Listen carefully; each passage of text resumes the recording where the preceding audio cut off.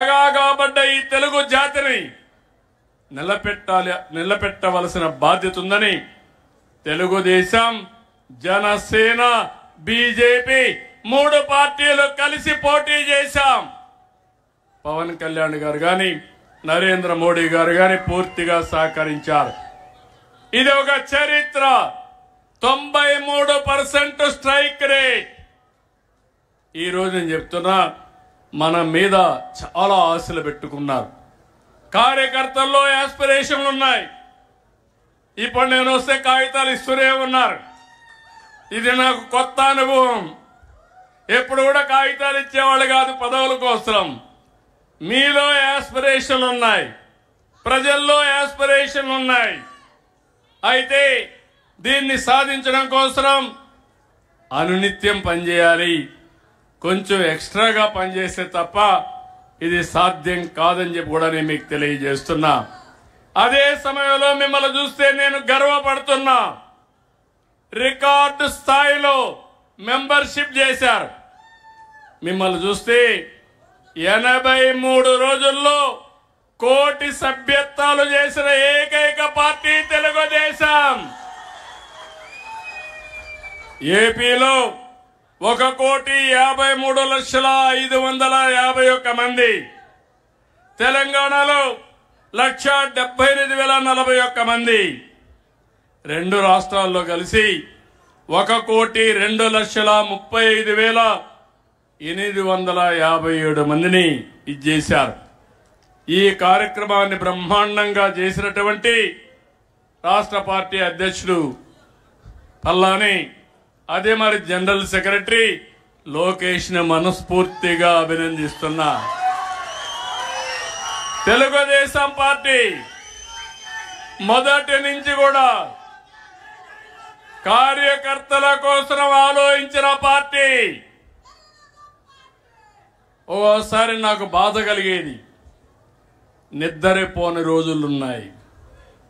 ఒక కార్యకర్తని నడి రోడ్డు మీద చంపినప్పుడు, నా కుటుంబ సభ్యుడిని చంపినప్పుడు ఎంత బాధపడ్డానో మీరు గుర్తుపెట్టుకోవాలి.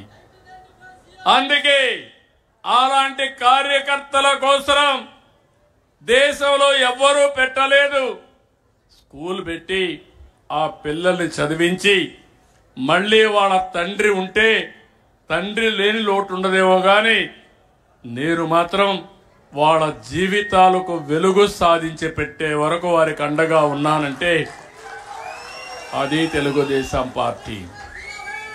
ఈరోజు మీరు ఇక్కడికి వస్తున్నారు, వేరే రాజకీయ పార్టీలు చూస్తున్నారు. మీ బంధువుల ఇంటికో సొంత ఇంటికి వస్తే ఏ విధంగా ఆదరిస్తారో అలాంటి రిసెప్షన్ ఉండాలని ఈరోజు ప్రారంభించలా. నేను ఎవరు వచ్చినా భోజనం చేయడం, కాఫీ తాగడం, సొంత ఇంటికి వస్తే ఏ విధంగా ఆదరణ చూపిస్తారో అలాంటి ఆదరణకు చూపించిన పార్టీ తెలుగుదేశం పార్టీ అని చెప్పి కూడా నేను మీకు తెలియజేస్తున్నా. అదే సమయంలో ఒక విషయం మీ అందరికీ గుర్తు చేస్తున్నాను. ఎన్నో ఆటుపోట్లు వచ్చాయి, ఎన్నో సవాళ్లు వచ్చాయి. ఎంతో మంది మిమ్మల్ని ఎన్నో విధాల బాధ పెట్టారు. 43 ఏళ్ల సుదీర్ఘ ప్రయాణంలో మీ త్యాగాలు చూశాను, మీ కష్టాలు చూశాను, మీ ధైర్య సాహసాలు చూశాను. అదే సమయంలో అంతకు మునుపు కంటే 2024లో మీరు పడిన బాధలు చూశాను. అనునిత్యం ఎన్నో ఇబ్బందులు వచ్చాయి. మీ ఆస్తుల్ని విధ్వంసం చేశారు. కడాన మీరు చూస్తే చంద్రయ్య లాంటి వ్యక్తి మెడ మీద కత్తి పెట్టి నువ్వు గాని తెలుగుదేశం పార్టీని వదిలేస్తే నీ ప్రాణం కాపాడుకుంటావంటే, నా ప్రాణం పోయినా పర్వాలేదు, తెలుగుదేశం పార్టీ జెండా మాత్రం మోస్తూనే చనిపోతానని జై తెలుగుదేశం, జై చంద్రబాబు అని తుది శ్వాస వదిలిపెట్టాడంటే నా జీవితంలో ఏ విధంగా మరిచిపోతాను మీ త్యాగాలని చెప్పి నేను మీకు తెలియజేస్తున్నా. అలాంటి త్యాగాలు చేసిన వ్యక్తులు ఈ పార్టీలో ఉండడం గర్వకారణం. మీరు నరేగాలో పనులు చేస్తే డబ్బులు ఇవ్వకుండా కావాలని వేధించి మిమ్మల్ని ఆర్థికంగా దెబ్బతీసే ప్రయత్నాలు చేశారు. ఓసారి బాధ కలుగుతుంది. ఎప్పుడు రానటువంటి సంస్కృతులు ఇవన్నీ. రాజకీయాలు అనేటివి ప్రజాహితం కోసం పనిచేస్తాం, ప్రజల కోసం పనిచేస్తాం. కానీ వీళ్ళు చేసిన పని మీరు చూస్తే కొత్త కొత్త సంస్కృతులు వచ్చాయి. మనిషిని కొడితే లేకుంటే వాళ్ళని వేధిస్తే మళ్ళా రికవర్ అవుతారని కొత్తగా ఒక సంస్కృతి.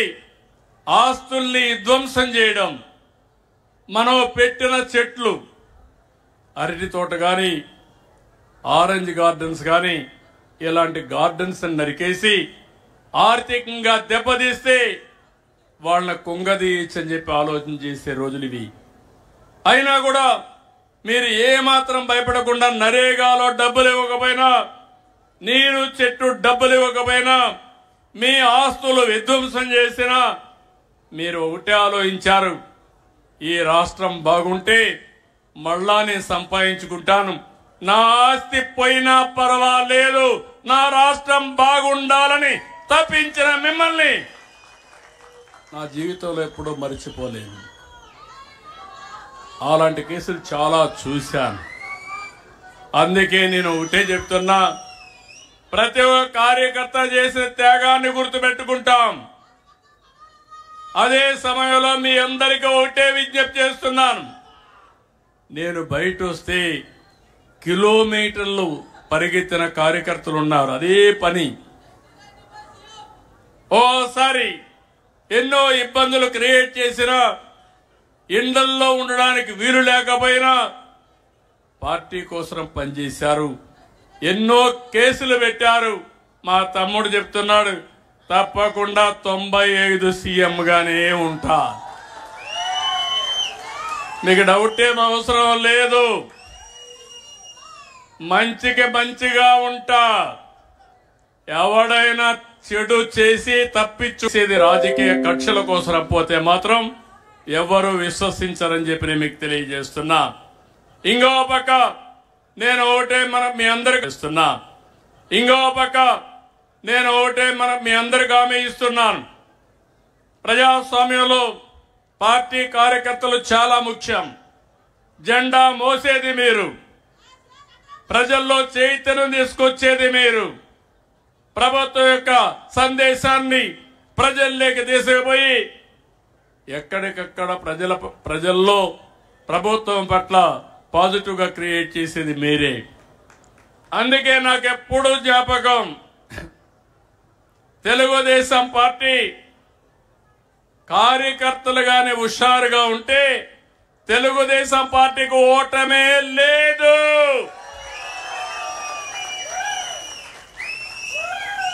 ఎప్పుడైతే కార్యకర్తలు హుషారు తగ్గుతుందో, జోష్ తగ్గుతుందో, అప్పుడే కొద్దిగా అపోజిషన్ పార్టీకి కొమ్ములు వస్తాయి.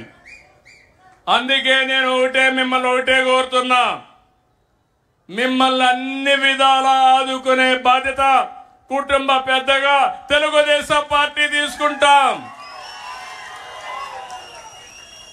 అదే సమయంలో మీకు గౌరవిస్తాం. వేదిక పై నుండి అందరికీ చెప్పాను, చెప్తూనే ఉన్నాను అందరు మంత్రులు కూడా, కార్యకర్త ఫస్ట్, నాయకుడు తర్వాత. నాయకులు వస్తూ ఉంటారు, కానీ కార్యకర్తలు మాత్రం శాశ్వతంగా ఉంటారు.